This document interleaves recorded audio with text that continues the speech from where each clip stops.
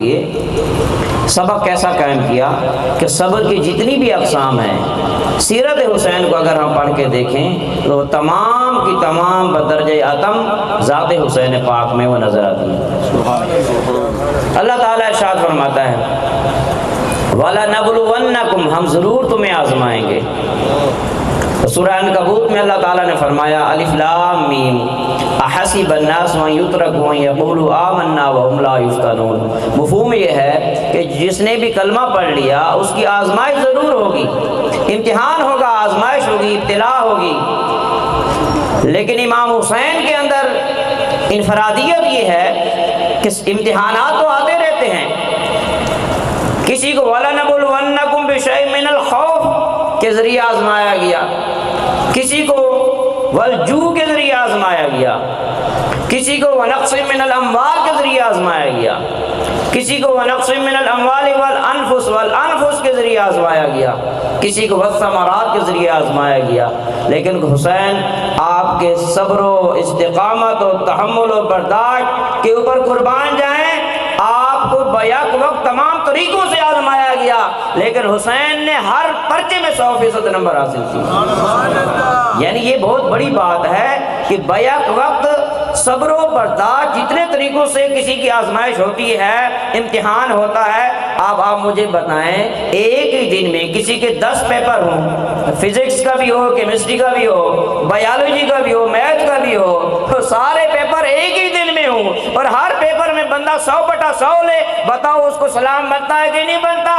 اس لیے قیامت تک سلام یا حسین کی صدائیں بلند ہو رہی ہیں، کیونکہ صابر دنیا میں بہت آئے ہیں، لیکن حسین کا صبر سب سے وکھرا اور نمایاں ہے۔ حسین کے اوپر ساری آزمائشیں آئی ہیں اور یکدم آئی ہیں۔ وہ کیسے؟ وَلَنَبْلُوَنَّكُمْ بِشَيْءٍ مِّنَ الْخَوْفِ۔ آپ بتائیں 22,000 کا لشکر سامنے ہے، مستورات ہیں، ادھر چھوٹے بچے ہیں، بھانجے بھتیجے سب، جن ظالموں کو نواسہ رسول کی حیا نہیں ہے، نواسہ رسول کی شرم و حیا نہیں ہے کہ ہمارے سامنے کتنی بڑی قداور شخصیت موجود ہیں اور ہم ان سے کس طریقے سے مخاطب ہو رہے ہو، کیا کیا مطالبے کر رہے ہیں، ان سے کیا بعید ہے، وہ خواتین کے ساتھ کیا سلوک کریں گے، جن پانی تک بند کر دیا ہے، بھوکا رکھا ہے، پیاسا رکھا ہے، سامنے ہے، نظروں میں حیا نہیں ہے، تو بتائیں ایسے لوگوں سے خیر کی توقع کی جا سکتی ہے؟ نہیں۔ لیکن امام حسین رضی اللہ تعالیٰ عنہ ڈٹ کے کھڑے رہے۔ کس لیے؟ اس لیے کہ کوئی تو ہو جو حق پر جم جائے، کوئی تو ہو جو کوئی استقامت بن جائے، کوئی تو ہو جو استقامت کا پہاڑ بن کے باطل کی آنکھوں میں آنکھیں ڈال کے کھڑا ہو جائے۔ ایسے موقع پہ بڑے بڑے لوگ پیچھے ہٹ جاتے ہیں، لیکن امام حسین کا صبر دیکھو، برداشت دیکھو، طاقت صبر دیکھو۔ اللہ پاک نے امام حسین کو جنت کا سردار ایسے نہیں بنایا۔ قیامت کے دن کوئی میدان محشر میں کھڑے ہو کے کوئی کہہ سکتا تھا یا اللہ یہ تیرے نبی کا نواسہ تھا، اس لیے تو نے حسین کو جنت کا سردار بنا دیا، حسن کو جنت کا سردار بنا دیا۔ خالق کائنات نے پہلے سے ہی لوگوں کے منہ بند کر دیے۔ اے لوگو، اے میرے بندو، میں نے مفت میں ایویں ہی خواہ نبی کا نواسہ ہونے کی وجہ سے حسین کو جنت کا سردار نہیں بنایا۔ حسین اس قابل تھا کہ میں نے اس کو جنت کا سردار بنایا۔ اگر کسی کو شک ہے کہ حسین اس قابل نہیں ہے تو دیکھے وَلَنَبْلُوَنَّكُمْ بِشَيْءٍ مِّنَ الْخَوْفِ وَالْجُوعِ وَنَقْصٍ مِّنَ الْأَمْوَالِ وَالْأَنفُسِ وَالثَّمَرَاتِ، اور ہر امتحان میں حسین پورا اتر رہا ہے۔ اس لیے اگلا درجہ کیا ہے؟ وَبَشِّرِ الصَّابِرِينَ، حسین جیسے صابروں کو جنت کی بشارت دیجیے۔ کیا؟ اللہ کی رضا کی بشارت دیجیے۔ کون صابرین؟ حسین جیسے الذین اذا اصابتهم مصیبۃ قالوا انا للہ وانا الیہ راجعون۔ انعام دیکھو کتنا بڑا، اولئک علیہم صلوات من ربہم ورحمہ۔ ایک نہیں، دو نہیں، تین، سنیں اولئک علیہم صلوات من ربہم ورحمہ واولئک هم المہتدون۔ یہ حسین کا ٹائٹل ہے، یہ حسین کے تمغے ہیں۔ کسی کو کوئی تمغہ ملتا ہے، 1 ستارہ، 2 ستارے، 3 ستارے، کسی کو کیا تمغہ ملتا ہے، کسی کو کیا تمغہ ملتا ہے، کسی کو کیا تاج ملتا ہے، بیج ملتا ہے، تمغہ ملتا ہے، نشان حیدر ملتا ہے، لیکن قربان جائیں حسین، تجھے جو تمغہ ملا ہے، جو تاج ملا ہے، جو نشان حیدر ملا ہے، وہ کسی کو نہیں ملا ہے۔ حسین کے تمغے کیا ہیں؟ حسین کے تمغے وبشر الصابرین ہیں۔ حسین کے تمغے کیا ہیں؟ الذین اذا اصابتهم مصیبۃ قالوا انا للہ وانا الیہ راجعون اولئک علیہم صلوات من ربہم ورحمہ واولئک هم المہتدون۔ میرے عزیزو، حسین نے صبر کی ہر قسم کو اپنے اوپر اپلائی کیا ہے، لہٰذا کوئی یہ نہ سمجھے کہ صرف نبی کا نواسہ ہونے کی وجہ سے حسین کو اتنا مقام مل گیا ہے۔ لوگوں، حسین اس قابل تھے، حسین اس امتحان سے گزر کے آیا ہے، حسین اس آزمائش و ابتلا سے گزر کے آیا ہے، اس لیے ہم نے حسین کو جنت کا سردار بنایا ہے۔ حضرات محترم، تھوڑا تھوڑا لے کے آگے چلتے ہیں ورنہ ٹائم ختم ہو جائے گا۔ تو دوسرا نقطہ جو ہے، جو کربلا سے ہمیں جو پیغام ملا، سبق ملا، وہ ہے جرأت و ہمت و بہادری۔ اقبال نے کہا ہے، آئین جواں مرداں حق گوئی و بے باکی، اللہ کے شعروں کو آتی نہیں روباہی۔ روباہی کہتے ہیں لومڑی کی طرح بزدل ہو جانا، بھاگ جانا، دم دما کے پیچھے بھاگ جانا۔ فرماتے جو اللہ کے شعر ہوتے ہیں ان کو یہ باطل سے کمپرومائز کرنا، سمجھوتا کرنا، جھک جانا، دب جانا اور باطل کے آگے سرنڈر کرنا ان کو یہ نہیں آتا۔ آئین جواں مرداں حق گوئی و بے باکی، اللہ کے شعروں کو آتی نہیں روبائی۔ قرآن کہتا ہے لا یخافون لومۃ لائم، جو اللہ والے ہوتے ہیں خالق کی طرف سے ان کو اتنی ہمت ملتی ہے، طاقت ملتی ہے، جرأت و بہادری ملتی ہے کہ جو باتیں کرنے والے کرتے رہیں، 100 تانے دینے والے تانے دیتے رہیں، ملامت کرنے والے ملامت کرتے رہیں، لیکن ان کے پائے استقلال میں جنبش نہیں ہوتی ہے۔ وہ جرأت و بہادری کا پیکر بن کے باطل کی آنکھوں میں آنکھیں ڈال کے حق کے اوپر قائم دائم رہتے ہیں اور دنیا کے لیے مثال چھوڑ جاتے ہیں۔ سیدہ کائنات علی ابیہا وعلیہ الصلاۃ والسلام بارگاہ رسالت میں حاضر ہوتی ہیں، عرض کرتی ہیں یا رسول اللہ صلی اللہ علیہ وسلم، حسن آپ کا بیٹا ہے، حسین آپ کا بیٹا ہے، یا رسول اللہ ان کو کچھ فیض عطا فرما دیجئے۔ آپ نے فرمایا اما الحسن فلہ ہیبتی وسودتی واما الحسین فلہ جرأتی وجودی۔ حسن کو میں نے اپنی ہیبت و رعب و دبدبا اور سرداری عطا کی ہے، سیادت عطا کر دی ہے، اور حسین کو میں مصطفیٰ نے اپنی جرأت و ہمت و بہادری و جود و کرم اور سخاوت عطا کر۔ تو یہ نانا کی دین ہے۔ سیرت میں بھی مصطفیٰ کی طرح، صورت میں بھی مصطفیٰ کریم کی طرح ہم شکل مصطفیٰ، دونوں کا پیکر جو ہے مل کے شکل مصطفیٰ مکمل ہو جاتی ہے۔ دوستو، حسن حسین کو جب صحابہ کرام دیکھتے تھے تو ایک دوسرے کے سے اشارے کر کے تبصرے کرتے تھے، ذرا دیکھو دیکھو یہ ان کی ناک نبی پاک کی بالکل ناک کی طرح ہے، ان کی پیشانی دیکھو۔ کوئی صحابی کہتا تھا ہاں ان کی انگلیاں دیکھو بالکل ہو بہو نبی پاک کی انگلیوں کی طرح ہیں۔ کہتے ہیں ذرا رخسار دیکھو، کسی کا رخسار، کسی کا ماتھا، کسی کی ناک مبارک، کسی کے شفتین مبارک، دونوں بھائی مل کے مکمل شکل مصطفیٰ بن جاتے۔ اس لیے جب صحابہ کرام بے قرار ہوتے تھے کہ شربت دیدار مصطفیٰ پی کر اپنے عشق و عشق رسول کی پیاس کو بجھائیں، وہ سیدہ کائنات کا دروازہ بجاتے تھے، عرض کرتے تھے کہ سیدہ کرم فرما دیجئے چھوٹے بچوں کو حسن حسین کو باہر بھیج دیجئے۔ اور جب سیدہ باہر بھیجتی تھیں صحابہ کرام مسجد نبوی میں دونوں کو برابر کھڑا کرتے تھے، کوئی زیادہ فرق عمر کا نہیں تھا، تھوڑا سا ہی فرق تھا، برابر کھڑا کر کے کبھی حسن کو دیکھتے کبھی حسین کو دیکھتے اور دونوں کو دیکھ کے دیدار مصطفیٰ کی پیاس بجھاتے۔ تو یہ حسین کو جرأت و بہادری کہاں سے ملی؟ یہ ان کی گھٹی میں جرأت و بہادری شامل تھی، خون کا حصہ تھی۔ یہ حضرت سیدہ کائنات کی تربیت تھی، ان کے دودھ کا اثر تھا، علی المرتضیٰ کے خون کا اثر تھا، نانا کی جو ہے لعاب دہن کا اثر تھا، تربیت کا اثر تھا۔ اس لیے حسین جیسا بہادر کوئی پیدا نہیں ہوا ہے۔ ورنہ ایسے موقع پہ بڑے بڑے بہادر جو ہے گھبرا جاتے ہیں، اور جب ان کو کہا جاتا ہے تمہاری خواتین کے ساتھ یہ کر دیں گے، بچوں کو ذبح کر دیں گے، یہ ہے وہ ہے، پرچے بنائیں گے، مقدمے چلیں گے، تمہارا گھر تباہ کر دیں گے، یہ کر دیں گے، وہ کر دیں گے، بڑے سے بڑے بہادر جو ہے وہ پریس کانفرنس کرنے پر مجبور ہو جاتے ہیں۔ لیکن قربان جائیں حسین تمہارے صبر و استقامت و جرأت و بہادری اور ہمت و استقلال اور استقامت پہ اللہ اکبر حسین ڈٹ گیا۔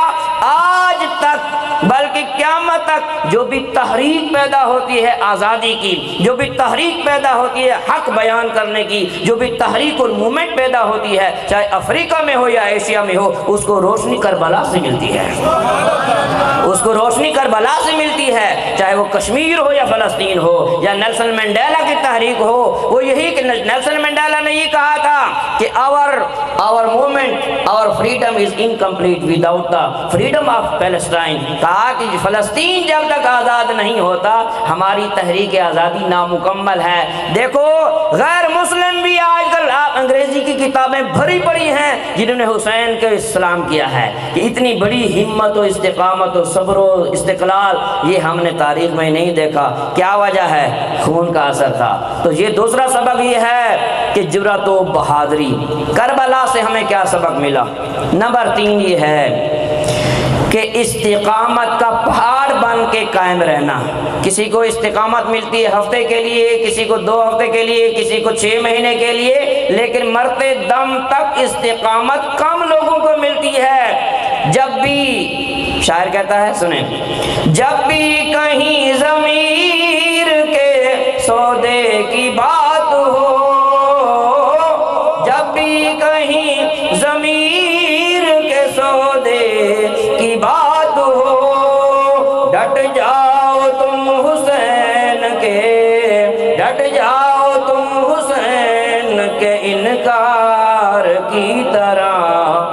جب بھی کہیں ضمیر کے سودے کی بات ہو ڈٹ جاؤ تم حسین کے انکار کی طرح۔ تیسرا سبق کربلا سے یہ ملتا ہے کہ ہمیشہ اللہ کی رضا اور آخرت مد نظر رہنی چاہیے، اور اعلاء کلمت اللہ مقصود ہونا چاہیے۔ مجھے بتاؤ حسین کو کیا غرض ہے دنیا کی حکمرانی سے، چند ٹکوں کی حکومت سے حسین کو کیا غرض ہے؟ حسین کا مطمع نظر اعلاء کلمت اللہ، اللہ کے قانون کی سربلندی، اللہ کے نظام کی سربلندی اور اللہ کی رضا مقصود تھا۔ ورنہ اہلیان کوفہ جو سینکڑوں خطوط انہوں نے بھیجے تھے، حالانکہ امام حسین شعبان، رمضان، شوال، ذوالقعدہ سن 60 ہجری کے یہ 4 مہینے آرام سے مکہ میں انہوں نے گزارے، آرام سے رہ رہے تھے۔ کوفے والوں نے خط لکھ کے اتمام حجت کیا کہ اے حسین قیامت کے دن اگر خدا نے ہم سے پوچھا کہ تم نے یزید جیسے فاسق و فاجر اور گناہگار شخص کی طاعت قبول کیوں کی، بیعت قبول کیوں کی، حکومت کیوں قبول کی، تو ہم کہیں گے کہ ہم نے تیرے نبی کے نواسے کو بڑا کہا تھا، بڑی محنت کی تھی، تو ہم آپ کا شکوہ کریں گے بارگاہ خداوندی میں۔ آپ آئیں، اس وقت روئے زمین پر آپ جیسا کوئی نہیں، پوری کائنات میں نواسہ رسول آپ کے سوا کوئی نہیں، آئیں آپ ہمارا ساتھ دیں، ہم آپ کا ساتھ دیں گے، اور آپ اس بات کے اہل ہیں کہ فاسق و فاجر شخص سے ٹکر لیں، ورنہ اتمام حجت آپ کے اوپر ہو گیا۔ تو امام حسین رضی اللہ عنہ نے تخت کے لیے نہیں، حکومت کے لیے نہیں، اقتدار کے لیے نہیں، بلکہ اعلاء کلمت اللہ کے لیے آپ نے جو ہے وہ کوفہ روانگی اختیار کی، اور یہ سب کچھ ان کے سامنے مد نظر کیا تھا؟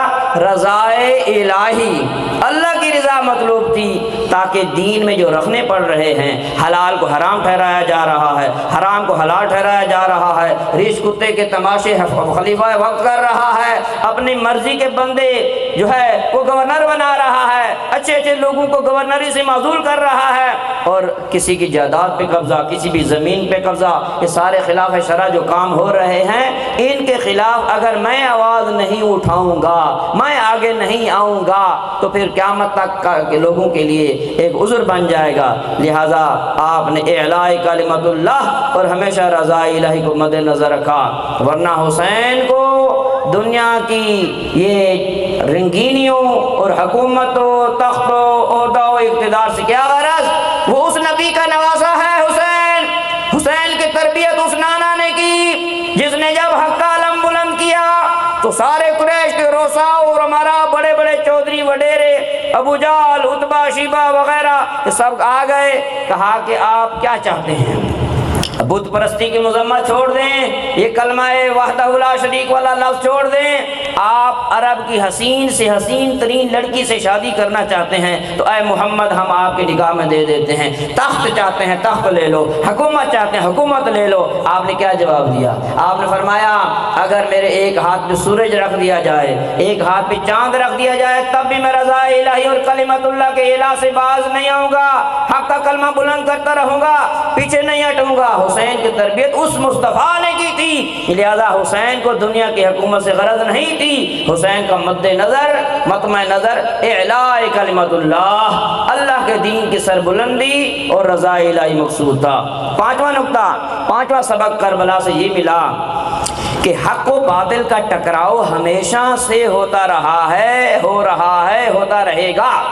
حضرت آدم کے مقابلے میں شیطان آیا، حق و باطل کی جنگ شروع سے چلی آ رہی ہے۔ حضرت موسیٰ کے مقابلے میں فرعون آیا، حضرت ابراہیم کے مقابلے میں نمرود آیا، نبی پاک کے مقابلے میں ابو جہل آیا، اللہ اکبر، اور حسین کے مقابلے میں یزید آیا۔ اقبال کہتا ہے ستیزہ کار رہا ہے ازل سے تا امروز، چراغ مصطفی سے شرار ابو لہبی۔ ایک طرف مصطفیٰ کا چراغ ہے، ایک طرف جو ہے ابو لہب کی شرارت ہے، تو یہ حق و باطل اس کی جنگ ہمیشہ سے آ رہی ہے۔ خوش نصیب ہیں وہ لوگ جو یا ایھا الذین آمنوا اتقوا اللہ وکونوا مع الصادقین پر عمل کرتے ہیں اور حق کا ساتھ دیتے ہیں۔ تو امام حسین کے اس واقعہ سے اور اس تحریک سے اور اس سانحہ سے اور حادثہ سے، اور یہ ایک تحریک ہے، تحریک کربلا ایک واقعہ نہیں ہے محض، کربلا محض ایک سانحہ نہیں، واقعہ نہیں، کربلا ایک تحریک ہے۔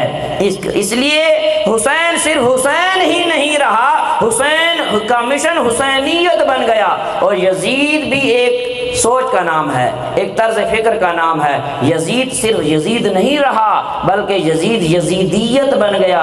اب قیامت تک جو صدق ہے، امانت ہے، دیانت ہے، رزق حلال ہے، صدق مقال ہے، سچ بولنا ہے، گناہوں سے بچنا ہے، حق کا ساتھ دینا ہے، جرأت و بہادری و استقامت اور حق پہ ڈٹ جانا، یہ حسینیت ہے۔ اور باطل کا ساتھ دینا، باطل پہ قائم رہنا، اپنے نفس امارہ کی ماننا، یہ یزیدیت ہے۔ دعا کرو اللہ پاک آج کی اس محفل کے صدقے ہمیں حسینیت اپنانے کی توفیق عطا فرمائے۔ حضرات محترم، چھٹا سبق جو ملتا ہے کربلا کا پیغام چھٹا وہ یہ ہے کہ یزید نے امام حسین کو مسجد نبوی میں تا دم آخر درس قرآن دینے سے منع نہیں کیا تھا۔ اگر امام حسین مسجد نبوی میں آخری دم تک درس قرآن دیتے رہتے یزید کو کوئی مسئلہ نہیں تھا، درس حدیث دیتے رہتے یزید کو کوئی مسئلہ نہیں تھا۔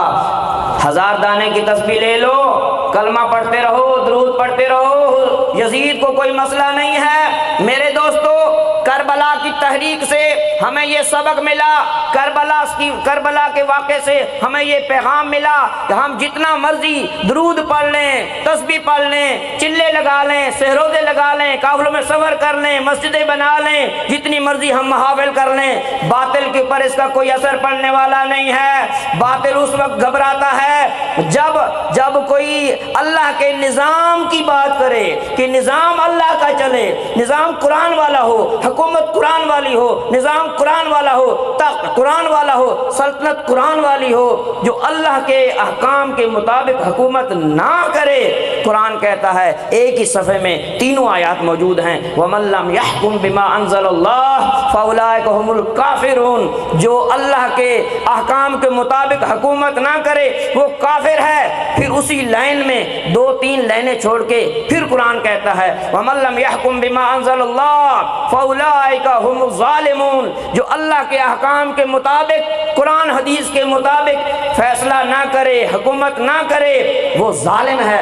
اس چند سطریں نیچے ہے وَمَن لَّمْ يَحْكُم بِمَا أَنزَلَ اللَّهُ فَأُولَٰئِكَ هُمُ الْفَاسِقُونَ، جو اللہ کے احکام کے مطابق حکومت نہ کرے وہ فاسق ہے، فاجر ہے، گناہ گناہگار ہے، قرآن اس کو ظالم کہہ رہا ہے، فاسق کہہ رہا ہے، کافر کہہ رہا ہے، گناہگار کہہ رہا ہے۔ لہٰذا میرے دوستو، باطل کو ہماری تبلیغ سے اثر پڑنے والا نہیں ہے۔ ہم جتنا مرضی درود پڑھ لیں، جتنا مرضی ہم نیکیاں کر لیں، اشراق پڑھیں، چاشت پڑھیں، اوابین پڑھیں، ہزار دانوں کی کئی تسبیحاں روزانہ درود کی ختم کریں، ہم مسجدیں بنائیں، ہم مراکز بنائیں، تبلیغ کریں، قافلوں میں سفر کریں، باطل کو فرق پڑنے والا نہیں ہے۔ باطل اس وقت، باطل جو ہے اس کی گردن اس وقت دبوچی جاتی ہے جب کوئی یہ بات کرے کہ قرآن کے مطابق حکومت ہونی چاہیے، اسلام کے مطابق نظام ہونا چاہیے، تمہاری سلطنت و حکومت اور اقتدار اللہ کے احکامات کے مطابق ہونا چاہیے، اس وقت باطل جو ہے ڈگمگا جاتا ہے۔ مجھے آپ بتاؤ، کیا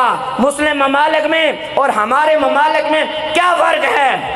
کیا فرق ہے؟ وہاں بھی حج، وہاں سے بھی لوگ حج عمرے پہ جا رہے ہیں، پاکستان سے بھی جا رہے ہیں اور انڈیا سے بھی جا رہے ہیں، وہاں بھی عبادت ہو رہی ہے، پاکستان میں بھی عبادت ہو رہی ہے، حج عمرے کے لیے وہاں سے بھی جا رہے ہیں، یہاں سے بھی جا رہے ہیں، درود و تسبیح و ذکر، نماز، روزہ، حج، زکوٰۃ سب کچھ وہاں بھی ہو رہا ہے، مساجد وہاں بھی ہیں، مساجد یہاں بھی ہیں۔ مجھے بتاؤ پھر ایک مسلم ملک میں اور ایک غیر مسلم ملک میں کیا فرق رہ گیا ہے؟ جب سب کچھ وہاں سے بھی ہو رہا ہے، وہاں بھی داڑھی پہ پابندی نہیں ہے، جتنا مرضی تم تسبیح ذکر درود کر لو، کوئی پابندی نہیں ہے، نماز روزے پہ پابندی نہیں ہے، یہاں بھی نہیں ہے۔ پھر بتاؤ ایک مسلم ملک میں اور ایک غیر مسلم ملک میں کیا فرق ہے؟ کوئی فرق نہیں ہے۔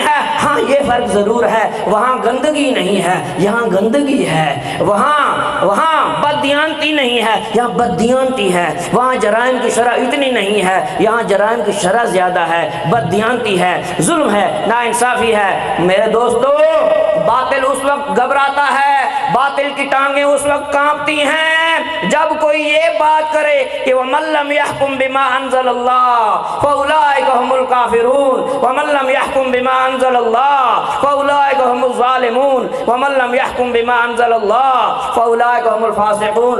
لہٰذا امام حسین آرام سے مسجد نبی میں بیٹھ کے درود پڑھتے رہتے، عبادت کرتے رہتے، درس قرآن دیتے رہتے، درس حدیث دیتے رہتے، لیکن انہوں نے سمجھا اس سے میں حسین ہوں، میری ڈیوٹی اس سے اور آگے ہے، ستاروں سے آگے جہاں اور بھی ہیں، زمین اور بھی ہیں، زماں اور بھی ہیں، لہذا میرا فرض بنتا ہے کہ میں باطل کی آنکھوں میں آنکھیں ڈال کے حکومت کے وقت کو للکاروں کہ تم جو کچھ کر رہے ہو یہ صحیح نہیں ہے، باطل کو باطل کہنا پڑے گا، حق کو حق کہنا پڑے گا۔ اس لیے امام حسین ڈٹ گئے۔ لہذا یہ پتہ چلا کہ باطل کو ہماری عبادت سے کوئی سروکار نہیں ہے۔ جو یہ سمجھتے ہیں کہ ہم تو بالکل غیر سیاسی ہیں، اس کا مطلب یہ ہے کل کو کوئی قادیانی حکومت پہ آ جائے تمہیں کوئی مسئلہ نہیں ہوگا، کوئی صحابہ کا گستاخ آ جائے، قادیانی آ جائے تمہیں کوئی مسئلہ نہیں ہوگا۔ اسلام میں سیاست اور حکومت، یہ سیاست حکومت دین جدا نہیں ہے، بیک وقت دین، دنیا، سیاست، تعلیم، معیشت یہ سب چیزیں ساتھ لے کر چلنا ہے۔ لہٰذا میرے دوستو، امام حسین نے ہمیں یہ پیغام دیا ہے کہ لوگوں صرف عبادت میں مشغول نہ ہونا، اس کے ساتھ ساتھ تم یہ بھی دیکھنا کہ نظام اور حکومت اور سلطنت اللہ کے احکام کے مطابق چل رہی ہے یا نہیں چل رہی۔ ساتواں نقطہ جو کربلا سے ہمیں ملا وہ یہ ہے کہ کرپشن تین قسم کی ہوتی ہے۔ ایک ہوتی ہے مالی کرپشن، زمین پہ قبضہ کر لیا، بدماشی کر لی، اور یزید یہ کرتا تھا، دوسروں کے مالوں پہ قبضہ، دوسروں کی جائیدادوں پہ قبضہ، دوسروں کی پراپرٹی اور زمینوں پہ قبضہ، حرام کھانا، رشوت دینا لینا، سب کچھ یہ یزید نے اچھے اچھے گورنر معزول کر دیے۔ کوفے سے عراق سے نعمان بن بشیر کو معزول کر لیا، مدینے سے جو ہے وہ ولید کو معزول کر کے اپنے اور عبداللہ بن زبیر کو شہید کر دیا۔ حضرت ابوبکر صدیق کے بیٹے کی لاش غار سے ملی ہے کیونکہ وہ ان کو خطرہ تھا کہ یہ بندہ ہمارے لیے خطرہ ہے۔ جو بندہ خطرہ بن سکتا تھا بنو امیہ کے لیے، یزید کے لیے، انہوں نے راستے سے ہٹایا۔ صدیق اکبر کے بیٹے کی لاش غار سے ملی ہے، عبداللہ بن زبیر کو خانہ کعبے میں شہید کیا اور لاش لٹکتی رہی کئی دن تک۔ امام حسین رضی اللہ تعالیٰ عنہ کے ساتھ انہوں نے کیا کیا سب آپ کو پتہ ہے۔ لہٰذا کرپٹ آدمی، یہ وڈیرے سیاستدان کرپٹ لوگ، ان کے لیے حق والے بندے، حق کہنے والے مسئلہ ہوتے ہیں۔ یا تو ان کو کورونا کے دنوں میں ٹیکے لگا کے مار دیا جاتا ہے، کسی نہ کسی طریقے سے ان کو راستے سے ہٹاتے ہیں، کیونکہ وہ کرپٹ ہوتے ہیں۔ اور یزید میں تینوں قسم کی کرپشن موجود تھی، مالی کرپشن، سیاسی کرپشن۔ کیوں سیاسی کرپشن کیسے؟ بتاؤ، امام حسین افضل ہیں یا نعوذ باللہ یزید افضل ہے؟ بتاؤ ذرا اونچا۔ میں کہتا ہوں امام حسین افضل ہے یا نعوذ باللہ یزید افضل ہے؟ امام حسین کو خلیفہ کیوں نہیں بنایا؟ وہ عمر میں یزید سے بڑے تھے۔ امام حسین 4 ہجری میں مدینہ شریف میں 5 شعبان 4 ہجری کو مدینہ منورہ میں پیر کے دن پیدا ہوئے۔ یزید امام حضرت عثمان غنی کے دور میں پیدا ہوا ہے، چھوکرا اور بدماش لڑکا، منڈا کھنڈا۔ بتاؤ وہ بنو کہاں بنو امیہ کا خون اور کہاں بنو ہاشم کا خون؟ بتاؤ امام حسین ڈیزرو کرتے تھے کہ نہیں کرتے تھے خلافت کے لیے؟ تو امام حسین کو کیوں نہیں بنایا؟ امیر المومنین حسین کو کیوں نہیں بنایا؟ خلیفۃ المسلمین حسین کو کیوں نہیں بنایا؟ تو اس کا طریقہ، اس کا سیاست میں آنا ہی کرپٹ طریقے سے تھا، غلط طریقے سے تھا، اور وہی سب کچھ آج یہاں ہو رہا ہے۔ ہماری تباہی کی ابتدا اسی وقت سے ہو گئی تھی لوگوں، جب سے ہم نے خلافت راشدہ علی منہاج النبوت کو چھوڑا، جب سے ہم نے اہل بیت نبوت کا دامن چھوڑا، اہل بیت سے رشتہ توڑا اور ان کو کونے لگایا۔ وہ بیچارے مظلوم، کوئی جو ہے جان بچاتے تھے، کوئی ایران میں جا کے پناہ لی، کسی نے جو ہے وہ سندھ میں آ کے، کوئی سندھ میں آ گئے، مکران میں آ گئے، ایران میں آ گئے، دوسرے ممالک میں چلے گئے۔ بتاؤ ہماری تباہی کہاں سے آغاز ہوا؟ اہل بیت سے رشتہ توڑا، خلافت کو چھوڑا، اور یہ دن دیکھ رہے ہیں جو آپ آج دیکھ رہے ہیں، یہ ہوتا رہے گا جب تک خلافت علی منہاج النبوہ نہیں ہوگی، جب تک ہم حق کا ساتھ نہیں دیں گے، جب تک جو ہے ہم جو ہے چند روپے کی خاطر بکنا جب تک چھوڑیں گے نہیں، اچھے لوگوں کو آگے لائیں گے نہیں، سچ کا ساتھ دیں گے نہیں، برادری نہ دیکھو، رشتہ نہ دیکھو، محلے داری نہ دیکھو۔ کربلا ہمیں یہ سبق دیتی ہے کہ تم یہ دیکھو کہ تم حق پر ہو یا نہیں، حق کے ساتھ ہو یا نہیں۔ لہٰذا تیسری کرپشن کی قسم اخلاقی کرپشن۔ یزید تینوں قسم کی کرپشن میں ملوث تھا، مالی کرپشن، سیاسی کرپشن، اخلاقی کرپشن۔ لہٰذا اس لیے اس کا بیٹا یزید کے مرنے کے بعد اس کا بیٹا حضرت معاویہ، بیٹے کا، یزید کے بیٹے کا نام بھی معاویہ تھا، حضرت معاویہ رضی اللہ تعالیٰ عنہ، وہ چند مہینے حکومت کر سکا۔ اس کو والد کے کرتوتوں پہ اتنا افسوس تھا کہ اسی غم میں وہ فوت ہو گیا کہ میرے والد نے کیا کر دیا، قیامت تک آنے والے لوگوں میں جو ہے یزید غالی بن جائے گا، میرا والد غالی بن گیا، وہ غم میں فوت ہو گیا، چند مہینے حکومت کر سکا۔ لہٰذا جب بھی کوئی کرپٹ آدمی کو سپورٹ کرے گا تو پھر اسی طرح تباہی ہوتی رہے گی جب تک ہم سبق حاصل نہیں کریں گے۔ 8واں نقطہ جو ہمیں ملا ہے وہ یہ ہے، کربلا سے جو پیغام ملا کہ حسین کا ایمان کامل، حسین کا جہاد کامل، حسین کا ایمان سب سے افضل اور حسین کا جہاد سب سے افضل۔ کیوں؟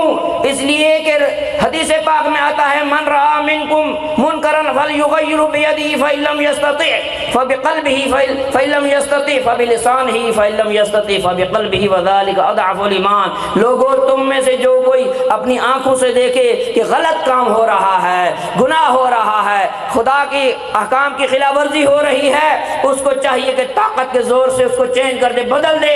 اگر طاقت نہیں، حکومت نہیں، اقتدار نہیں، آپ کے پاس اتنی پاور نہیں ہے تو پھر آپ اس کو زبان سے اس گناہ کو ختم کریں۔ جو غلط کام ہو رہا ہے ہاتھ سے روکو، نہیں تو زبان سے روکو، نہیں تو کم از کم اپنے دل میں برا جانو۔ اور یہ اگر یہ بھی نہ کرے تو اب بتائیں اس کے بعد تو ایمان کا کوئی درجہ بیان ہی نہیں کیا گیا۔ تو امام حسین نے غلط کام کو صرف دل میں غلط نہیں کہا، صرف زبان سے غلط نہیں کہا، بلکہ حسین نے ایمان کا کامل ترین درجہ چنا، اپنے ہاتھ سے غلط کام کو روکنے کے لیے بھرپور کوشش کی۔ اور میر نے کہا تھا شکست فتح تو قسمت میں ہے، بھلے امیر مقابلہ تو دل ناتوان نے خوب کیا، یہ نہیں دیکھا جاتا کہ تمہارا سر کٹ گیا ہے یا بچ گیا ہے، تمہیں اقتدار ملا یا نہیں۔ دوستو کامیابی اور ناکامی کا جو معیار ہم نے بنا رکھا ہے، کربلا کہتی ہے وہ معیار نہیں ہے، بلکہ کامیابی یہ ہے کہ خون کے آخری قطرے تک تم اللہ کی رضا پہ اور حق پہ قائم رہتے ہو یا نہیں۔ بتاؤ امام حسین نے صبر کیا یا نہیں کیا؟ ان اللہ مع الصابرین، اللہ صبر کرنے والوں کے ساتھ ہے۔ جب اللہ صبر کرنے والوں کے ساتھ ہے، حسین کو شکست کیوں ہو گئی؟ جب اللہ صبر کرنے والوں کے ساتھ ہے، یزید فتح یاب کیوں ہو گیا؟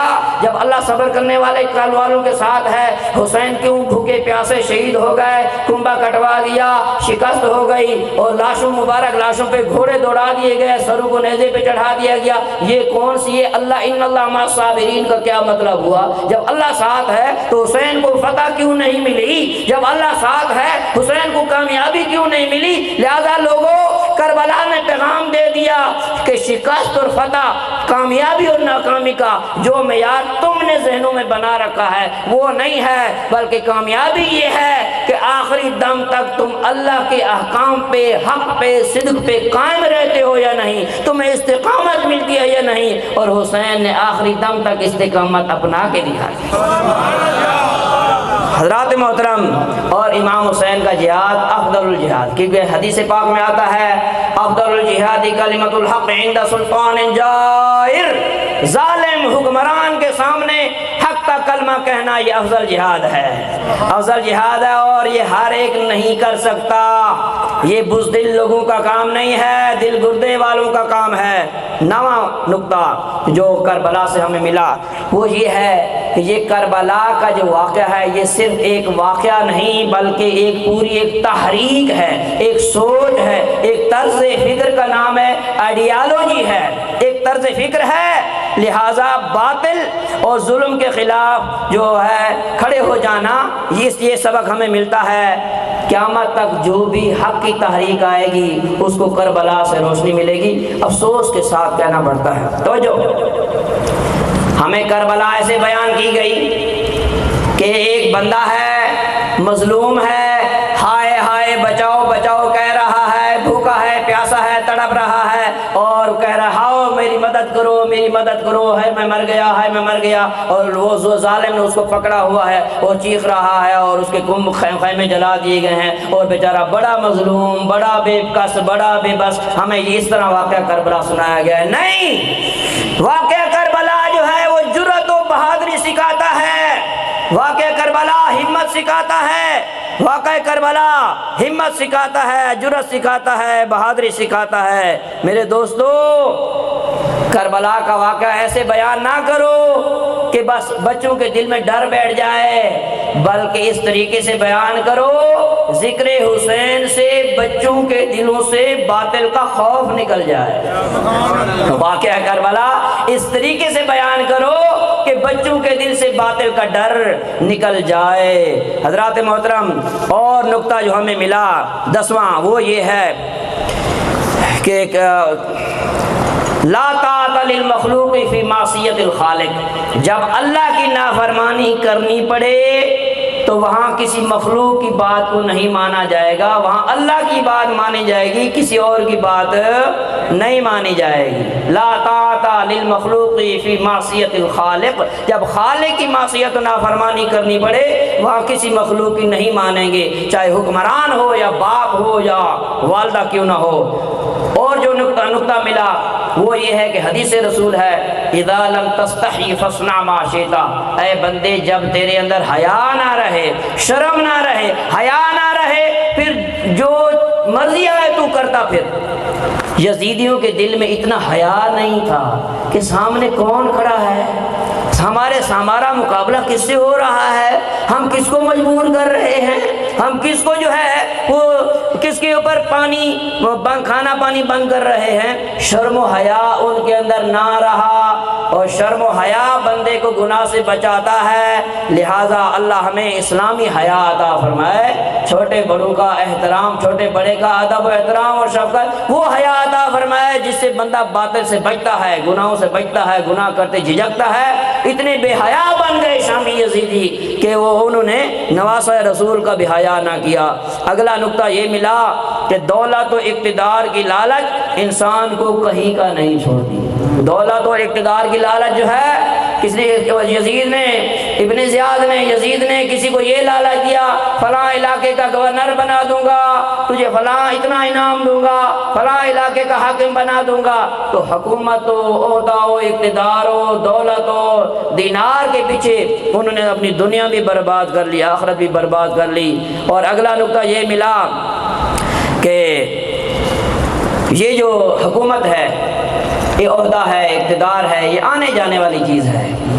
انسان کو یہ دیکھنا چاہیے کہ میں عارضی چیزوں کے لیے کوشش کر رہا ہوں یا ابدی چیزوں کے لیے کوشش کر رہا ہوں۔ قرآن کہتا ہے تِلْكَ الْأَيَّامُ نُدَاوِلُهَا بَيْنَ النَّاسِ، یہ دنیا میں ہم کبھی کسی کو حکومت دے دیتے ہیں، کبھی کسی کو حکومت دے دیتے ہیں، کبھی کوئی وزیر اعظم ہے، کبھی وہی اسیر اعظم ہے، کبھی پرویز مشرف آ گیا، کبھی نواز آ گیا، کبھی زرداری آ گیا، کبھی کوئی بیماری آ گیا، کبھی کوئی آ گیا۔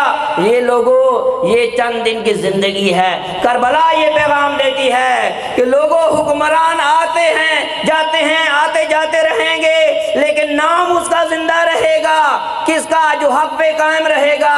نہ زیاد کا وہ ستم رہا، نہ یزید کی وہ جفا رہی، جو رہا تو نام حسین کا جسے زندہ رکھتی ہے کربلا۔ اگلا نقطہ یہ ملا میرے دوستو کہ تباہی کی اصل وجہ وہ یہ ہے کہ ہم نے خلافت کے نظام کو چھوڑا، اللہ کے نظام کو چھوڑا، اہل بیت کے دامن کو چھوڑا، اور بہت کچھ سیکھنے کو موجود ہے۔ بہرحال میں انہی پہ اختتام کرتا ہوں۔ شاعر کہتا ہے اس شاہ مشرقین کی، اس شاہ مشرقین کی، اس نور عین کی مطلوب ہے جہاں کو قیادت حسین کی، اس شاہ مشرقین کی، اس نور عین کی مطلوب ہے جہاں کو قیادت حسین کی۔ ہر سو یزیدیوں کا زمانے میں زور ہے، دنیا کو آج پھر ہے ضرورت حسین کی۔ اور یہ بھی کربلا سے یہ سبق ملا، لوگوں ظلم کا انجام برا ہوتا ہے، جو ظلم کرتا ہے اس کی دنیا بھی برباد ہو جاتی ہے، اس کی آخرت بھی برباد ہو جاتی ہے۔ جن یزیدیوں نے جن دیناروں کے لیے نواسہ رسول کو ذبح کیا، خاندان نبوت کو ذبح کیا، شہید کیا، اور جب بوریوں کی بوریاں وہ جب بھر کے درہم و دینار کے لے گئے، صبح جب اٹھ کے دیکھا ہر دینار ٹھیکری بن چکا ہے، ٹھیکری، اور ٹھیکری کے ایک طرف لکھا ہوا ہے وَسَيَعْلَمُ الَّذِينَ ظَلَمُوا أَيَّ مُنْقَلَبٍ يَنْقَلِبُونَ، ان قریب ظالموں کو لگ پتہ جائے گا کہ ظلم کا انجام کیا ہوتا ہے۔ اور دوسری طرف لکھا ہوا تھا کیا وہ لوگ جنہوں نے اپنے ہی نبی کے نواسے کو شہید کر دیا، کل قیامت کے دن وہ اس نبی کی شفاعت کی امید رکھ سکتے ہیں؟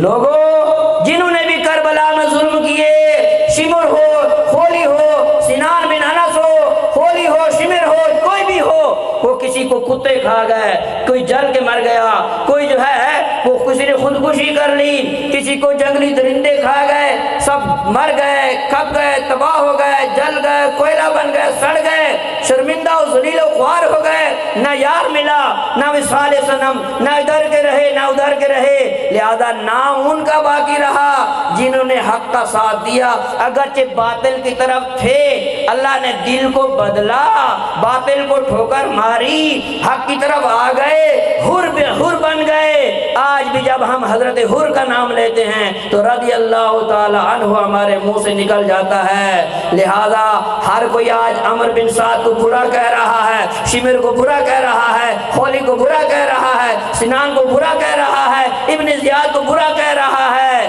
تباہ ہو گئے، ذلیل ہو گئے، رسوا ہو گئے، لیکن سبحان اللہ قیامت تک کے لیے اپنا نام روشن کر گئے جنہوں نے حق کا ساتھ دیا، حق پہ قائم رہے۔ اس لیے دوستو جتنا ہو سکے یہ کوشش کرو حق پہ قائم رہو، گناہوں سے بچو۔ کربلا کا یہ پیغام ہے۔ امام زین العابدین فرماتے تھے لوگوں یہ کام چھوڑ دو، گانا باجا، نمازوں کو تب قضا کرنا، گناہوں میں پڑھنا، بدکاری، یہ کام ہرگز نہ کرو۔